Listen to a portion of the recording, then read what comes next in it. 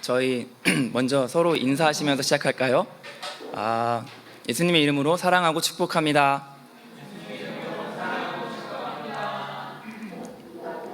함께 오늘 말씀 같이 봉독하겠습니다. 예수께서 예루살렘으로 가실 때에 사마리아와 갈릴리 사이로 지나가시다가 한 마을에 들어가시니 나병 환자 10명이 예수를 만나 멀리 서서 소리를 높여 이르되 예수 선생님이여 우리를 불쌍히 여기소서 하거늘 보시고 이르시되 가서 제사장들에게 너희 몸을 보이라 하셨더니 그들이 가다가 깨끗함을 받은지라. 그 중에 한 사람이 자기가 나은 것을 보고 큰 소리로 하나님께 영광을 돌리며 돌아와 예수의 발 아래 엎드리어 감사하니 그는 갈릴리 사마리아 사람이라. 예수께서 대답하여 이르시되 10사람이 다 깨끗함을 받지 아니하였느냐? 그 9은 어디 있느냐? 이 이방인 외에는 하나님께 영광을 돌리러 온 자가 없느냐 하시고 그에게 이르시되 일어나 가라 내 믿음이 너를 권하였느니라 하시더라. 아멘. 저희 외대교회에서 요즘 함께 이제 레위기 본문으로 함께 큐티하고 있습니다. 레위기는 저희가 항상 통독할 때 막히는 부분이죠. 창세기는 세상의 창조라서 또 신기한 이야기들 많이 있지만 출애굽기 모세와 그 엄청난 기적들, 레위기는 저희가 감동을 받을 만한 부분이 별로 없는 것 같아요. 저도 처음에는 참 레위기에서 어떻게 은혜를 받아야 되나 싶었는데 저희 공동체에서 함께 계속 레위기를 같이 큐티로 묵상하고 하니까 정말 그 안에 숨겨주신 하나님의 은혜를 발견하는 것 같습니다. 그래서 정말 레위기 정복, 이것은 저희가 공동체가 함께라면 할 수 있습니다. 요즘 레위기 중에서 특히 나병에 대한 말씀을 함께 묵상하고 있는데, 이 나병이라는 피부병, 이것을 어떻게 판별해야 하고 나병이 생기면 어떻게 해야 되고 또 며칠간 격리해야 되고 뭐 등등, 이 나병이라는 피부병에 대한 프로세스 하나님께서 아주 세세하게 알려주시는데요, 다른 질병 중에도 이 나병이라는 질병에 대해 특히 자세하고 엄중하게 말씀하셨는데 그 이유는 전염성이 있기 때문입니다. 이 나병이 전염성이 있어서 다른 사람한테도 옮을 수 있기 때문에 그 당시 수많은 사람들이 함께 모여 공동체 이루고 있던 이스라엘 백성들에게 이 전염성은 치명적이기 때문에 하나님께서 이스라엘 백성들의 안위, 건강을 생각하셔서 나병이란 질병을 철저하게 예방하고 진단하고 치료하셨습니다. 예를 들어서 레위기 13장, 14장 보면은 피부에 뾰루지나 부스럼 같은 게 나면은 이제 먼저 제사장에게 가서 진찰을 받아야 돼요. 그 당시는 의사가 없고 제사장이 그 역할을 했기 때문에. 그래서 만약 그 뾰루지가 난 주변에 털이 희거나 아니면 피부가 우묵하면 나병으로 간주하고 격리를 합니다. 격리 기간 동안 잘 회복되었다면은 나병이 다 나은 것이라고 이제 판정이 되면은 나병 환자는 제사장에게 새 2마리를 데리고 와서 한 마리는 죽이고 한 마리는 백향목과 홍색실, 우슬초와 함께 그 죽은 새의 피를 찢고 나병 환자에게 7번 뿌리고 정하다라고 합니다. 이것이 1차 정결의식입니다. 하지만 더 남았습니다. 그 다음에는 자기 옷을 빨고 모든 털을 밀고 물로 몸을 씻고 7일을 또 격리하고 또 격리한 다음에도 또 모든 털을 밀고 또 옷을 빨고 또 몸을 씻고 이렇게 2차 정결의식까지 마쳐야 나병으로부터 완치 판정 받습니다. 이 나병이라는 병에 걸린 것도 서러운데 참 그 질병의 완치 판정 받기까지가 정말 고되고 긴 과정이 필요했어요. 저는 이 나병에 대한 말씀 보면서 그냥 문득 궁금했어요. 예수님께서는 나병 환자들 어떻게 대하셨을까? 그래서 보게 된 말씀이 오늘 본문이었습니다. 근데 오늘 본문에 보니까 예수님께서 단 한마디로 나병 환자의 병을 고치시죠. 제사장들에게 너희 몸을 보이라. 이것이 바로 복음의 능력입니다. 이것이 바로 예수님의 능력입니다. 하나님께서 예수님을 이 땅에 보내주셔서 저희가 저희의 죄, 질병 등 문제를 저희가 수고하여서 해결할 필요 없이 예수님만 믿기만 하면 십자가에 달려 돌아가신 그 예수님만 믿기만 하면 죄, 질병, 여러 가지 문제 해결해 주신다는 엄청난 복음의 능력이죠. 저희가 오늘 준비 찬양에도 예수 예수 예수란 찬양을 했잖아요. 예수 이름에 능력 있네, 예수 이름에 회복 있네, 예수 이름에 치유 있네, 예수 이름에 권세 있네, 예수 이름에 자유 있네, 예수 이름에 구원 있네. 믿으십니까? 다 같이 11절부터 함께 읽어보겠습니다. 예수께서 예루살렘으로 가실 때에 사마리아와 갈릴리 사이로 지나가시다가 한 마을에 들어가시니 나병 환자 10명이 예수를 만나 멀리 서서 소리를 높여 이르되 예수 선생님이여 우리를 불쌍히 여기소서 하거늘. 예수님을 찾아온 10명의 나병 환자들 알고 있었을 것입니다. 이 나병이란 질병이 얼마나 무서운 질병인지. 이제 공동체로부터 격리되기 때문에 사람들을 외롭게 만들고, 그 당시의 병은 또 저주라고 여겨졌잖아요. 사람들에게 멸시당하고 정상적인 사회생활을 할 수 없고, 저희도 코로나 기간을 지나면서 이 코로나에 걸리면 약간 비정상인으로 취급을 받잖아요. 좀 멀리하게 되고 막 또 격리해야 되고. 이것과 비교할 수 없을 정도로 나병에 걸리면은 정말 그냥 부정한 사람 취급을 했습니다. 그래서 예수님께서 사람들의 병을 고치신다는 소식을 들었던 이 10명의 나병 환자들은 예수님께서 사마리아와 갈릴리 사이로 지나가신다 소식을 듣고 단걸음에 달려갔어요. 사실 그들이 예수님의 능력을 얼마나 믿었는지는 모르겠습니다. 왜냐하면 예수님 부를 때 예수 선생님이라고 불렀기 때문에 이제 예수님께서 하나님의 아들이심을 믿었는지 모르겠지만, 그렇지만 그런 것을 따질 겨를이 없었죠. 나의 문제가 너무 시급하기 때문에 이제 무작정 예수님께 찾아가서 소리칩니다. 우리를 불쌍히 여기소서, 우리를 불쌍히 여기소서. 한번 14절 말씀 같이 읽겠습니다. 보시고 이르시되 가서 제사장들에게 너희 몸을 보이려 하셨더니 그들이 가다가 깨끗함을 받은지라. 예수님께서는 그들을 보시고 딱 한마디 하십니다. 가서 제사장들에게 너희 몸을 보여라. 뭐 특별한 말씀 하지도 않으셨어요. 뭐 너희는 치유받았다, 너 어떻게 됐다. 그냥 가서 제사장들에게 몸을 보여라. 유대 사회에서의 질병의 최종 유무 판단은 제사장이 했기 때문에 예수님께서는 제사장에 그들을 보내셨죠. 그 당시의 사회 질서를 지키시고자. 그리고 그들이 가다가 고침받았습니다. 제사장을 만난 다음에 고침받은 게 아니라 가다가. 이 얼마나 놀라운 치유의 사건 아닙니까? 그냥 가다가 제사장을 만나기도 전에 치유를 받은 거예요. 사실 이것보다 더 놀라운 사건이 바로 뒤에 일어나는데, 놀랍다기보다는 좀 충격적이죠. 예수님께 고침받은 10명의 나병 환자 중 9명이 어디론가 사라져버렸습니다. 제사장에게 자신이 고침받은 것을 보이러 갔는지, 아니면 가는 도중에 나은 것을 보고 막 너무 신나가지고 가족과 친구들한테 알리러 갔는지 그건 모르겠지만 어쨌든 사라졌습니다. 9명이 사라졌어요. 이거 어떻게 된 것일까요? 9명은 왜 감사로 돌아오지 않았을까요? 감사 목회를 선포하고 감사 운동을 전하고 계신 분당 우리교회 이찬수 목사님, 감사라는 책도 최근에 쓰셨는데, 거기에 한 20대 자매와 상담한 내용이 있어요. 너희들 때는, 목사님이 자매가 아마 이제 여드름에 대해서 고민을 얘기한 것 같아요. 목사님한테 너희들 때는 여드름이 나도 얼굴이 이렇다 저렇게 생각하고 불평하지만 내 나이쯤 되어보면은 20대 그 자체가 아름다움이라는 걸 알게 돼. 그러면서 내 나이가 되면, 목사님께서 한 40, 50 되셨겠죠? 내 나이가 되면 여드름도 안 난다. 여드름이 나면 여드름이 나서 아름다운 것이야. 공감이 되시나요 혹시? 20대는 그 존재 자체가 아름다운 때니까, 나이가 들어 되돌아갈 수 없는 지금에 와서야 이 20대가 아름다웠는데 하고 있으면 무슨 소용이 있겠는가. 이것이 우리의 미련함이다. 그리고 이것이 내가 감사 목회를 선언한 것도 이 이유이다. 지나고 깨닫지 말고 당겨서 깨닫고 감사하며 인생의 폭을 넓히자는 의미이다. 이렇게 말씀하셨습니다.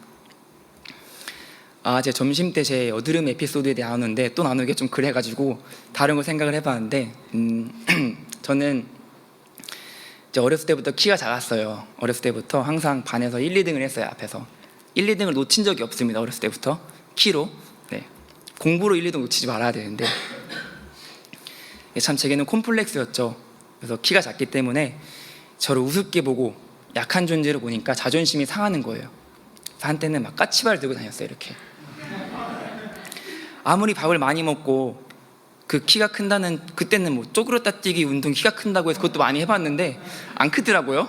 그래서 저는 그냥 항상 약한 존재로만 여겨졌어요. 그런데 한 10여 년 전, 여기 외대교 오기 전에 저희 어머니가 목회하시는 교회에서 예배드리고 있을 때 저는 PPT 하고 있었는데, 갑자기 목사님 어머니께서 제 이야기를 설교 시간에 하시는 거예요. 사실은요, 제 아이가 성장 호르몬이 일반인의 10분의 1밖에 없었습니다. 저는 그때 처음 알았어요. 제 성장 호르몬이 10분의 1밖에 없었다는 거를. 제가 아무리 해도 키가 크지 않았던 이유를 그때 처음 알았습니다. 그리고 말씀하십니다. 그래도 하나님의 은혜로 지금 이만큼이나 자랐습니다. 참 감사합니다. 이렇게 성도님들이 막 박수치면서 할렐루야! 저는 어떻게 해요? 거기다가 충격이었는데 뭐 걷다 대고 저희가 막 하나님의 은혜는 무슨, 그동안 내가 얼마나 고생을 했는데 그렇게 할 수 없잖아요. 그래서 저는 맞아요, 하나님의 은혜예요 라고 표정으로만 이제 있었습니다. 저희가 살면서 정말 실망하고 절망하고 낙심할 일들이 정말 너무 많죠. 아무리 노력해도 해결되지 않고, 아무리 기도해도 응답되지 않는 기도 제목들, 보이지 않는 나의 앞길, 믿지 않는 가족들, 점점 복음이 희박해져가는 듯한 이 민족, 이 캠퍼스, 저희를 낙심케 하고 절망하게 만드는 것들이 저희의 삶에 얼마나 많은지 모릅니다. 키에르키고르라는 철학자는 죽음에 이르는 병이란 책에서 이렇게 말했습니다. 자아에 있어서 절망이라는 병은 죽음에 이르는 병이다. 절망한 사람은 죽을 병에 걸렸다. 그렇습니다. 저희가 삶에서 죄를 비롯한 수많은 문제들이 때로는 저희를 늪에 빠지게 하고 그 속에서 헤어나오지 못하게 합니다. 그리고 서서히 죽어가도록 하죠. 나병 환자들도 마찬가지였을 거예요. 나병 환자들은 정말 그 수치와 고통, 고난 가운데 살고 있는데 극복할 방법이 보이지가 않았어요. 사실 구약에서 나병은 신약시대를 비롯하여서 오늘날 우리에게는 죄라고 생각해 볼 수 있을 것 같아요. 이 죄라는 것이 나를 비참하게 만들고 우울하게 만들고 하나님께 나아가지 못하게 만들고 절망하게 만드는 것입니다. 다시 말해 저희는 모두 나병 환자와 같은 죄로 물들어서 정상적인 삶을 살아갈 수 없는, 하나님으로부터 멀어지고 기쁨이 없고 소망이 없는 사람들이었어요. 근데 무슨 은혜인지 예수님께서 단 한마디, 제사장에게 가서 너희 몸을 보이라, 이 한마디로 그 나병 환자들의 병을 고쳐주셨습니다. 예수님께서는 저희에게 무엇라고 하셨을까요? 함께 말씀을 통해서 살펴보겠습니다. 요한복음 3장 16절, 하나님이 세상을 이처럼 사랑하사 독생자를 주셨으니 이는 그를 믿는 자마다 멸망하지 않고 영생을 얻게 하려 하시니라. 다른 말씀 같이 읽어보겠습니다. 영접하는 자, 곧 그 이름을 믿는 자들에게는 하나님의 자녀가 되는 권세를 주셨으니, 하나님을 믿는 자, 예수님을 믿는 자는 죄로 인해 멸망하고 형벌에, 영원한 형벌에 있지 않고 영생을 얻는다. 그걸로도 모자라서 이 땅에 살 동안도 하나님의 자녀로 산다. 이런 말씀을 저에게 약속해 주시지 않으셨나요?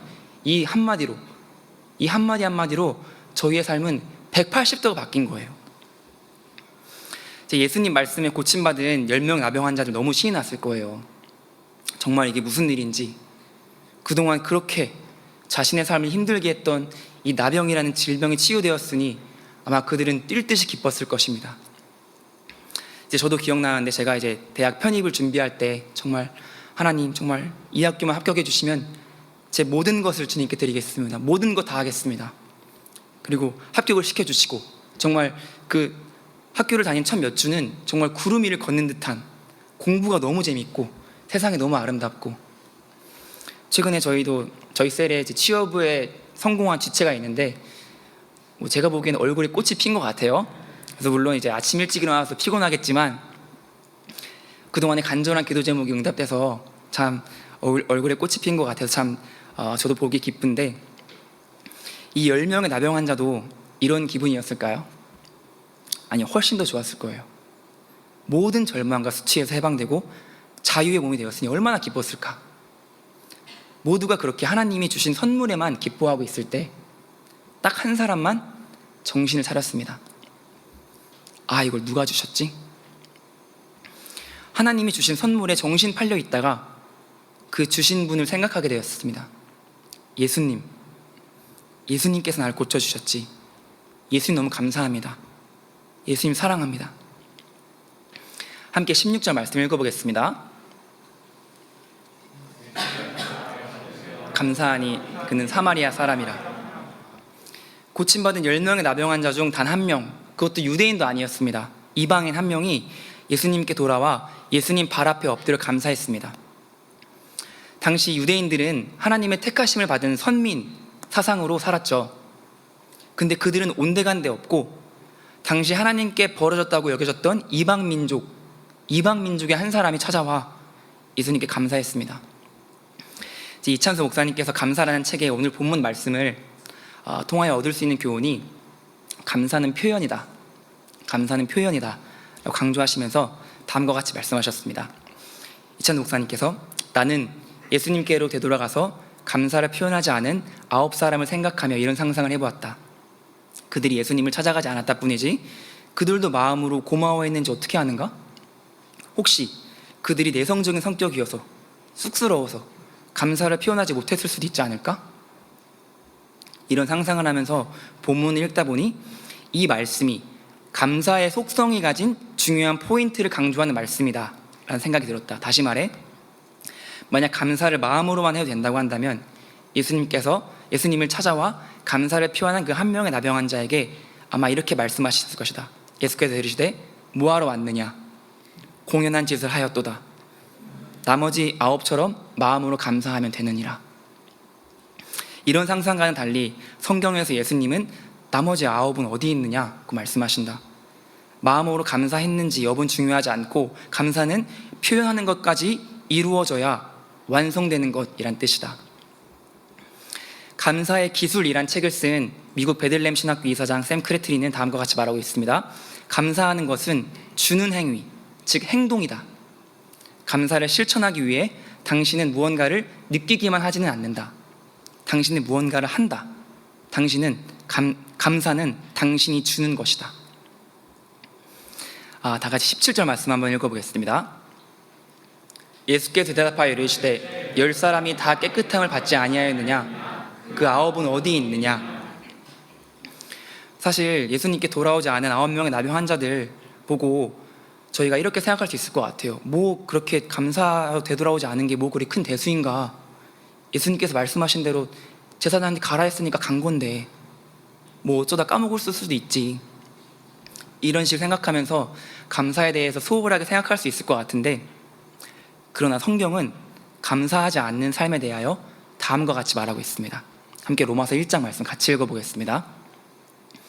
하나님을 알되 하나님을 영화롭게도 아니하며 감사하지도 아니하고 오히려 그 생각이 허망하여지며 미련한 마음이 어두워졌나니 스스로 지혜 있다 하나 어리석게 되어. 이제 로마서 오늘 방금 읽은 말씀 21절 22절 이후에 32절까지 죄인이 하나님 없이 이 세상을 살면서 지을 수 있는 온갖 죄들에 대하여 아주 자세하게 바울이 기록하고 있습니다.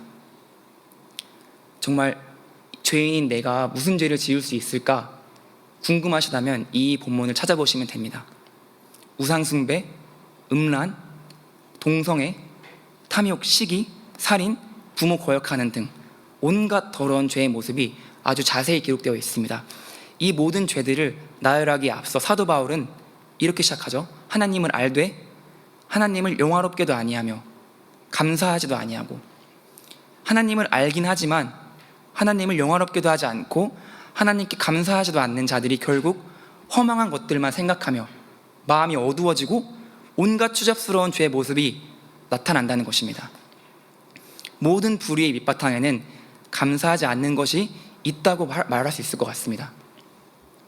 샘 크리트린 다음과 같이 말하고 있습니다. 감사하지 않는 삶은 위험하다. 감사하지 않는 데서 오는 비극적인 결과를 가볍게 여기는 것은 거의 불가능하다. 그렇다면 저희는 왜 감사하지 않을까요? 아니, 왜 감사하지 못할까요? 제가 이제 그 둘째를 이제 갖고 이제 태명을 뭘로 할까 하다가 감사로 했습니다. 큰 뜻 없이 했는데 시간이 지나면 지날수록 참 그 이름을 부를 때마다 하나님께서 감사하라고 하시는구나. 그러니까 제가 마땅히 자격이 있어서 얻는 게 아니라 그냥 감사만 해라. 제가 종종 이제 유튜브에서 브라이언 박 목사님의 그러한 이제 말씀들을 보는데, 브라이언 박 목사님 이제 아마 보시면 아시겠지만 여기 엄청난 혹이 있으세요. 막 큰 혹이 있어서 정말 보는 사람도 좀 불편할 정도로 큰 혹이 있으신데 그렇게 병원에 안 가시고 그냥 기도하신다고 합니다. 이건 막 이렇게 뭐 이렇게 막 이렇게 근본주의처럼 막 이렇게 막 하려고 하는 게 아니라 이제 브라임 목사님 받으신 마음이에요. 기도하시다가 감사를 심어라, 감사를 심어라 이 말씀 듣고 계속 그냥 감사만 심고 있으시대요. 다행히 이제 이것은 뭐 암도 아니고 큰 질병도 아니라서 큰 문제는 안 되지만 목사님들 말씀하세요. 하나님께서 병원에 가라고 하시면 난 당장 내일이라도 갈 것이다. 근데 아직까지는 그렇게 하지 않고 감사를 심어라 그렇게 말씀하시니까 나는 그렇게 하고 있다. 자, 저희 삶에 감사를 방해하는 것이 무엇일까요? 감사를 방해하는 것. 먼저 우리가 감사 생활을 못하게 하는 가장 큰 이유는 바로 욕심 때문입니다. 욕심. 이런 우스갯소리가 있다고 합니다. 사람의 욕심은 너무 높아서 커트라인이 없는데 심지어 하나님조차도 사람의 욕심을 채울 수 없다. 심지어 하나님조차도 사람의 욕심을 채울 수 없대요. 이 세상의 어떤 것으로도 채울 수 없는 것이 바로 사람의 욕심입니다. 이 욕심과 감사는 공존할 수가 없습니다. 욕심은 사탄에게 속해 있고 감사는 하나님께 속해 있습니다. 하나님의 은혜를 한순간에 불평으로 바꿔놓을 수 있는 것이 욕심입니다. 어느 정도의 욕심은 삶의 의욕을 불러일으킬 수 있지만 지나친 욕심은 불행을 자초하는 원인이 됩니다. 함께 야고보서 1장 말씀 같이 읽어보겠습니다. 오직 각 사람이 시험을 받는 것은 자기 욕심에 끌려 미혹됨이니 욕심이 잉태한즉 죄를 낳고 죄가 장성한즉 사망을 낳느니라. 평생 감사라는 책에 소개된 한 글이 있는데 어느 날 영국의 콩글톤 경이 부엌에서 일하는 하녀 한 명이 다른 하녀에게 하는 말을 우연히 듣게 되었다고 해요. 그 하녀가 이렇게 말했다고 해요. 나에게 5파운드만 있다면 정말 행복할 텐데. 나에게 5파운드만 있다면 정말 행복할 텐데.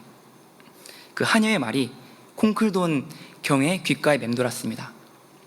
나에게 있으나 마나한 이 5파운드가 이 하녀에게는 행복을 가져다 주는구나. 그래서 그는 정말 한 사람이 행복해지는 모습을 보고 싶어서 5파운드를 주기로 마음먹었습니다. 그래서 그는 부엌으로 그 하녀를 찾아가서 우연히 대화를 듣게 됐다고 말을 하면서 그녀가 진정 행복해지기를 바란다고 말한 뒤에 5파운드를 건네주었습니다. 그 하녀는 정말 감격하면서 그의 친절에 감사했습니다. 콩글톤 경은 부엌을 나와 한 사람을 행복하게 한 자신의 작은 선행을 기뻐하며 잠시 문 밖에 서 있었습니다. 그때 안에서 하녀가 중얼거린 소리가 들려왔습니다. 난 참 바보야. 왜 10파운드라고 말하지 못했을까? 왜 10파운드라고 말하지 못했을까? 그럼 10파운드를 받았을 텐데. 사실 이런 경험이 저희에게도 하나쯤은 있지 않습니까? 하나님께 정말 주셨는데 하나 더 말할걸. 받은 것에 감사하지 못하고 이럴 거면 하나 더 구할걸. 이미 자신이 원하는 것을 소유하고도 감사하지 못하는 사람은 욕심의 수렁에 빠져있는 상태입니다. 성경에서도 지나치게 욕심 부리고 만족하지 못한 태도에 이렇게 엄히 경고하고 있습니다. 자, 둘째로 저희는 왜 감사를 하지 못하느냐? 저희의 감사를 방해하는 것이 무엇이 있나? 잘못된 권리의식. 이 잘못된 권리의식이 우리로 하여금 감사하지 못하게 한다고 합니다. 로저 모티머라는 한 아버지가 기숙학교에 다니고 있는 아들 찰스에게 다음과 같은 편지를 써보냈다고 해요. 사랑하는 찰스에게, 방금 조앤 이모가 내게 준 크리스마스 선물을 내가 잘 받았는지 궁금해하는 편지를 받았다. 그러니까 조앤 이모가 궁금해하는구나. 인생의 다른 문제들과 마찬가지로 너는 철없는 아이처럼 편지 쓰는 것에 게을러서 예의 없고 감사할 줄 모르는 사람이라는 인상을 주고 있어. 사람들이 너에게 선물을 줄 때 그들은 최소한 내가 평소의 무기력에서 벗어나 감사 편지를 쓰길 기대하단다. 나는 너를 매우 사랑하지만 너 때문에 짜증이 나는 걸 어쩔 수가 없구나. 이렇게 감사하지 않는 것은 우리의 권리의식에 대한 잘못된 가정에 뿌리 내리고 있습니다. 그러나 하나님의 통치하에 있는 우리에게는 아무런 권리가 없습니다. 우리에겐 특권만 있을 뿐입니다. 하나님은 우리에게 빚진 것이 없으십니다. 하나님의 자녀가 되는 우리의 그 권세조차 사실은 선물입니다. 그리고 저희가 감사함을 느끼지 않기 위해 해야 할 일도 아무것도 없는 것 같습니다. 감사하지 않으면 우리도 모르는 사이에 마음속으로 슬며시 파고듭니다. 저희가 특별히 무언가를 하지 않아도 나 감사하지 말아야지, 나 이제 감사할 게 없어, 나 이제 감사하지 말아야지 하지 않아도 그냥 자연스럽게 저희는 감사하지 않는 삶을 살게 됩니다. 심지어 우리는 실제로 감사하지 않으면서 그냥 이론에만 밝을 수도 있습니다. 어쩌면 우리는 우리가 받은 것이 좋지 않거나 충분하지 않거나 감사할 만하지 않다고 믿기에 감사하지 않는 것일 수도 있습니다. 아니면 우리가 받은 것이 하나님에게서 나온 것이 아니라고 생각할 수도 있습니다. 또는 우리가 받은 축복을 세어본 적이 없거나 그저 당연하게 여긴 것일 수도 있습니다. 그리고 자신도 모르는 사이에 바울이 묘사한 것처럼 마음이 어두워졌을 수도 있습니다. 그럼 우리 어떻게 감사할 수 있을까요? 어떻게 하면 쓸데없는 생각과 어리석은 마음으로부터 저희의 마음을 지키고 영혼이 어두워지지 않을 수 있도록 지킬 수 있을까요? 물론 여러 가지가 있겠지만 오늘 잠깐 살펴보고자 하는 것은 감사함은 헤아려 보는 것과 관련이 있습니다. 감사는 헤아려 보는 것. 내가 받은 것들을 세어 보아야 합니다. 큰 것부터 작은 것까지, 결정적인 것부터 일상적인 것까지 세세하게 헤아려 보는 것이 감사의 회복입니다. 저희가 이제 코로나 시간을 지났는데 이제 코로나 기간에 교회와 성도님들 사이에서 굉장히 많이 불렸던 찬양이 하나 있죠. 뭐 여러 가지 있겠지만 그 중에 하나가 이제 송경민 목사님 작사하신 은혜라는 그 찬양이 코로나 기간에 특별히 많이 불렸던 것 같아요. 참 사람들 마음을 뭉클하게 하기도 하고 참 그 가사 하나하나가 너무 제 은혜가 되기도 했는데 그 찬양의 가사는 다음과 같습니다. 내가 누려왔던 모든 것들이, 내가 지나왔던 모든 시간이, 내가 걸어왔던 모든 순간이 당연한 것 아니라 은혜였어. 아침 해가 뜨고 저녁의 노을, 봄의 꽃 향기와 가을의 열매, 변하는 계절의 모든 순간이 당연한 것 아니라 은혜였어. 저희 다 이 찬양 아시죠? 함께 후렴을 한 번만 같이 할까요? 모든 것이 은혜, 은혜, 은혜, 한없는 은혜, 삶에 당연한 것 하나도 없었던 것을 모든 것이 은혜, 은혜였소. 이제 은혜의 어원에 감사의 의미가 있다고 해요. 구약에서 은혜를 헤세드라고 하는데요, 또 다르게는 헨이라고도 합니다. 이 헨이란 단어가 갖는 의미가 고마움, 호의, 은고라고 합니다. 제 토레 목사님께서 감사 충만이 곧 성령 충만이다 라고 말씀하셨어요. 감사 충만이 곧 성령 충만이다. 저희가 성령 충만하고 은혜 충만한 삶, 기쁨 충만하고 행복 충만한 삶을 살아가기 원하잖아요. 그러려면 먼저 감사하는 사람이 되어야 할 것이다, 이렇게 말씀하고 있습니다. 하나님께서 이미 주신 은혜에 대한 깊은 감사는 또다시 주실 은혜로 들어가는 통로가 됩니다. 도스토옙스키는 다음과 같이 말했습니다. 인간은 시련만 헤아려 볼 뿐 기쁨은 헤아려 보지 않는다. 저희는 얼마나 자주 하나님께서 저희에게 주신 축복을 세워보고 있나요? 그것을 얼마나 깊이 묵상하며 감사하고 있나요? 얼마나 사소한 것까지 감사하고 있나요? 감사의 기술이라는 아까 말씀드린 책을 쓰신 샘 크레트리 목사님께서는 그 책 마지막 부분에 감사를 표현할 수 있는 100가지 방법에 대해 소개하고 있습니다. 그래서 혹시 내가 지금 무엇을 감사해야 되지? 잘 생각 안 나신다면 그 책을 사서 읽어보시든지 뭐 저한테 빌리시든지 해서 보시면 됩니다. 그 중에 제가 참 인상 깊게 읽은 것들을 몇 가지 나눠보려고 합니다. 이것에 대해 감사하라. 식사 기도할 때 눈을 뜨고 접시에 담긴 음식 하나하나를 보며 하나님께 감사하라. 껍질째 구운 감자, 아스파라거스 봉오리, 프렌치 드레싱에 버무린 토마토 등에 대해 구체적으로 감사하라. 뭐 저희는 이렇게 먹진 않잖아요. 저희는 김치, 어머니가 만들어주신 김치, 이제 따뜻한 밥, 또 맛있는 반찬들. 저도 이거 생각하면서 오늘 저녁 김밥 먹었는데 김밥 생각했어요. 아, 여기 있는 정말 맛있는 것들 하나님께 주셨구나. 또한 이런 것도 있었습니다. 당신을 짜증나게 하는 것 하나를 떠올리라. 너무 쉽게 떠오르죠? 그런 다음 선하신 하나님이 그것을 통해 이루시는 무언가를 생각하라. 당신을 짜증나게 하는 것과 그것으로 인해 당신의 삶에 맺힌 열매에 대해 하나님께 감사하라. 또 이런 것도 있었습니다. 여백의 종이를 꺼내서 세로로 알파벳을 적어라. 저희는 가나다 이런 거겠죠, 한글이니까. 그리고 각 글자로 시작하는 것들을 쓰고 그 각각의 것들에 대해 하나님께 감사하라. 되게 좋은 것 같아요. 가능하면은 가족들과 같이 하라. 나중에 한번 은별이와 한별이가 크면 해보려고 하는데, 무엇보다도 우리 예수님이 이루 말할 수 없는 고통을 견디신 것에 대해 감사의 마음을 표현하라. 이제 저희 매주 수요일 아침에 목사님께서 메시지를 보내주시죠. 그 안에 감사 메시지가 있습니다. 발견하셨나요?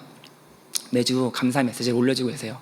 오늘 에베소서 말씀 올려주셨는데, 정말 감사는 저희가 늘 해야 되는 것 같습니다. 다른 것들 마찬가지지만 정말 감사도 저희가 늘 해야 되는 것 같습니다.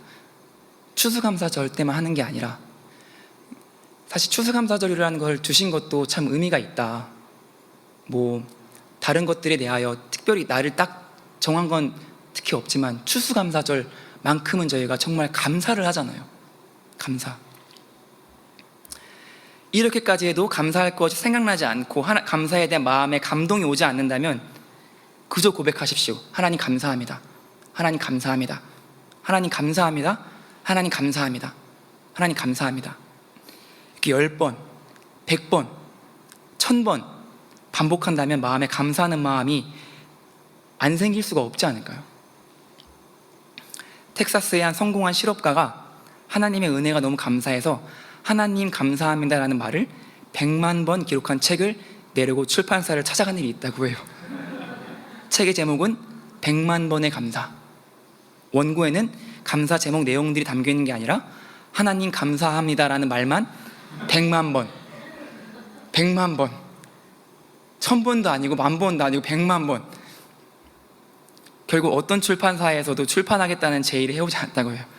그냥 해프닝으로 끝난 이야기는 하지만 저라면 샀을 것 같아요. 나왔다면. 참 많은 울림을 줍니다. 시편 136편 감사의 노래로 유명하죠. 감사하라, 감사하라, 감사하라.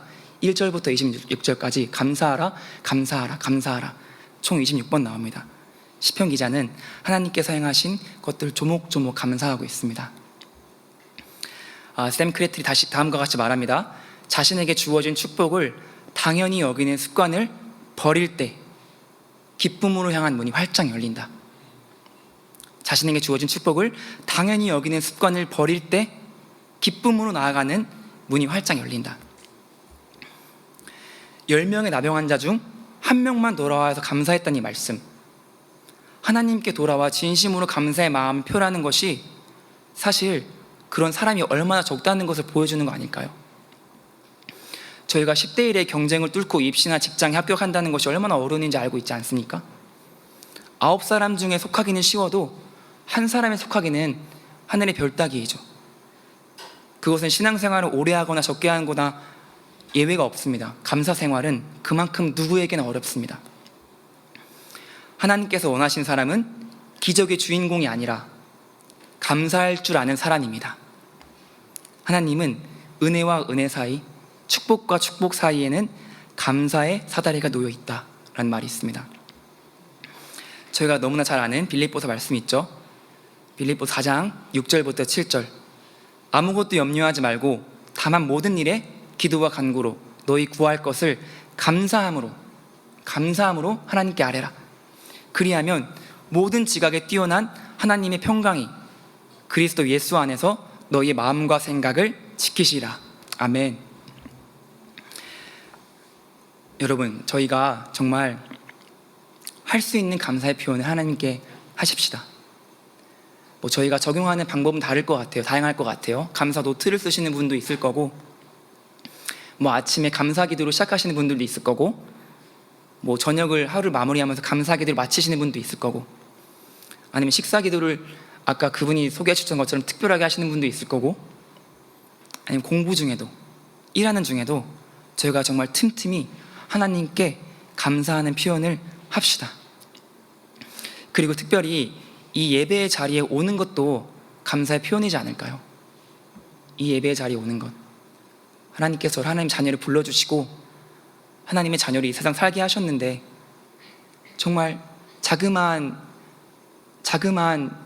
저희 마음을 들여서 정말 작은 노력과 시간과 헌신이지만 이렇게 예배 자리에 나와서 하나님께 예배하는 것도 정말 귀한 감사의 표현일 거라고 생각합니다. 그래서 오늘 본문 말씀처럼 9은 어디 있느냐, 그 9명은 어디 있느냐, 그 감사를 잃어버린 자들이 아닌 예수님께 돌아와 감사를 표현한 그 한 사람처럼 저희의 삶에 주신 축복들에 감사하며 복된 인생을 누리시는 저와 여러분 되시기를 주님의 이름으로 간절히 축복하고 기도합니다. 같이 기도하시겠습니다. 하나님, 정말 저희가 생각해보지 않아서 그렇지 정말 저희가 찬찬히 되돌아보고 세어보면 주님께서 저희에게 주신 축복들이 너무나 많이 있습니다. 감사 제목들이 너무나 많이 있습니다. 그러나 그에 반해 주님께 감사하는 것, 감사하는 표현, 감사하는 말, 이것에 반해 저희가 얼마나 많이 불평하고 원망하고 불신하고 의심하고 욕심부리고 하나님께 떼쓰고 했는지 모르겠습니다. 정말 저희가 하나님께 떼썼던 것에 반의 반만이라도 감사를 했다면 저희의 마음이 지금 이렇지 않을 텐데, 하나님 저희를 불쌍히 여겨주시옵소서. 저희에게 감사하는 마음을 다시 일으켜 주시고 감사할 수 있는 것을 찾을 수 있는 지혜를 주시고 감사를 회복할 수 있도록 도와주시고 감사하는 삶을 살 수 있도록 도와주시옵소서. 다 같이 기도하시겠습니다. 하나님, 주님,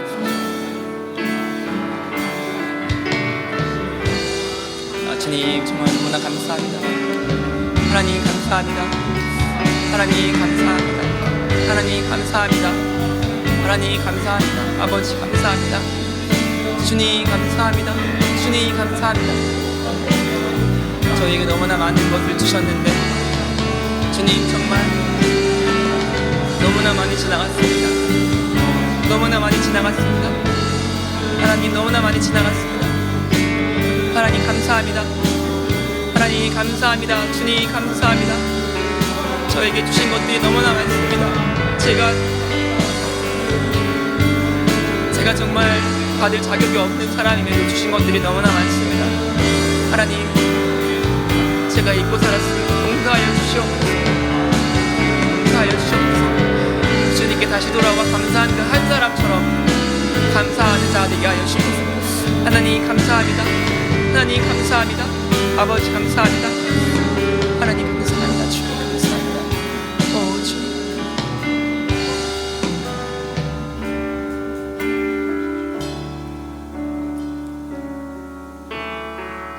여호와는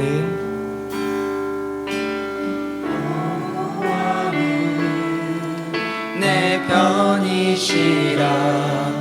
내가 두려워하지 않네. 주는 나의 능력이시오.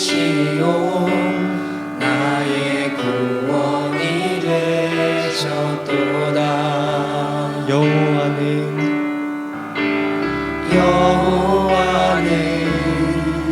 내 편이시라. 내가 두려워하지 않네. 주는 나의 능력이시오. 나의 구원이 되셨도다.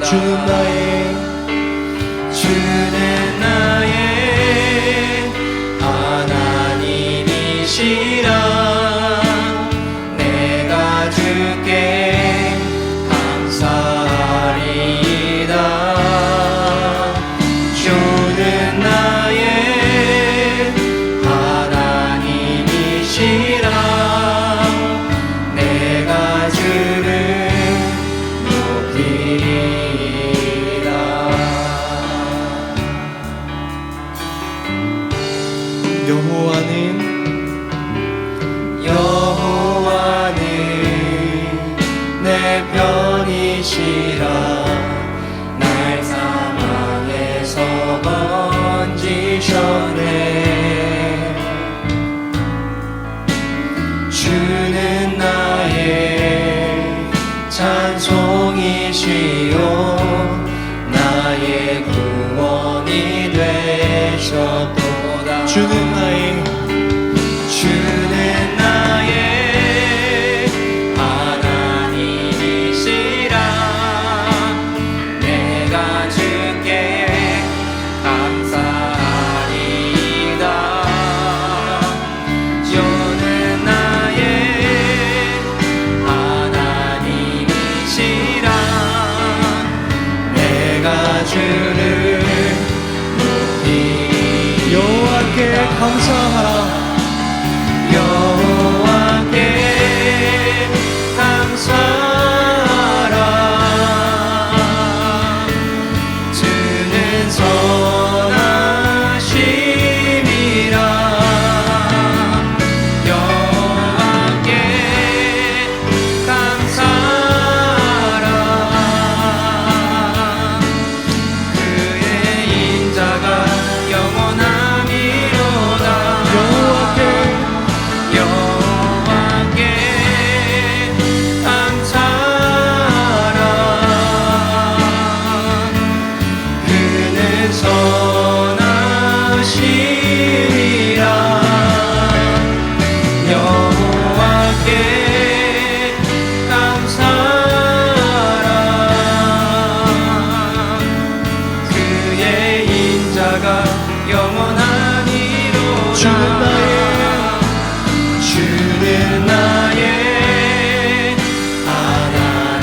하나님이시라. 내가 주께 감사하리이다. 주는 나의 하나님이시라. 내가 주를 높이리이다. 저희 시간은 몇 분 동안 저희가 기도하시겠습니다. 하나님 감사합니다. 감사합니다. 하나님. 기도하시면서 하나님 깨닫게 해주세요. 제가 무엇을 감사해야 되는지 깨닫게 해주세요. 분명히 있을 것입니다. 없으시면 하나님 감사합니다. 하나님 감사합니다. 입술로 고백하셔야 됩니다. 감사할 게 생각이 나지 않으시다면 하나님 감사합니다 이 말씀이라도 하십시오. 하나님 감사합니다. 하나님 감사합니다. 저희가 짧은 시간이지만 몇 분 동안 하나님께 감사하는 기도의 시간 같이 하시겠습니다. 기도하시겠습니다. 하나님 감사합니다.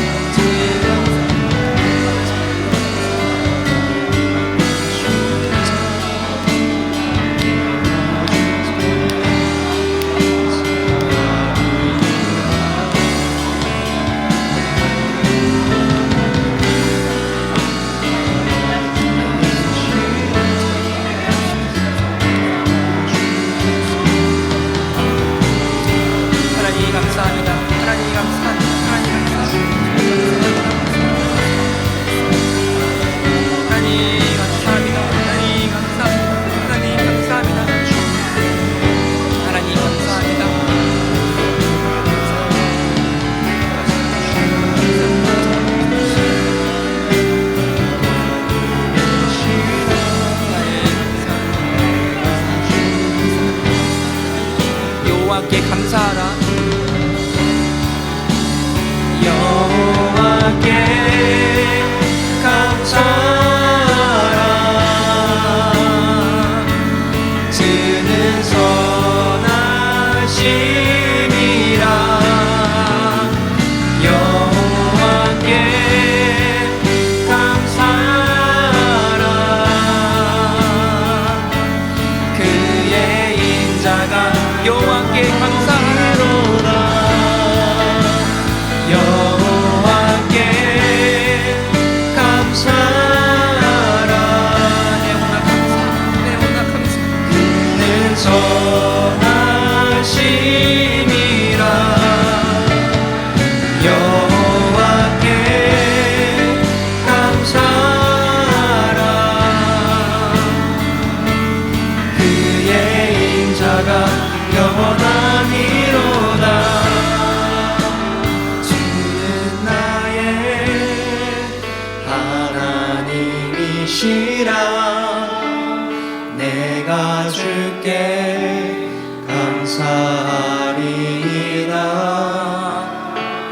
주는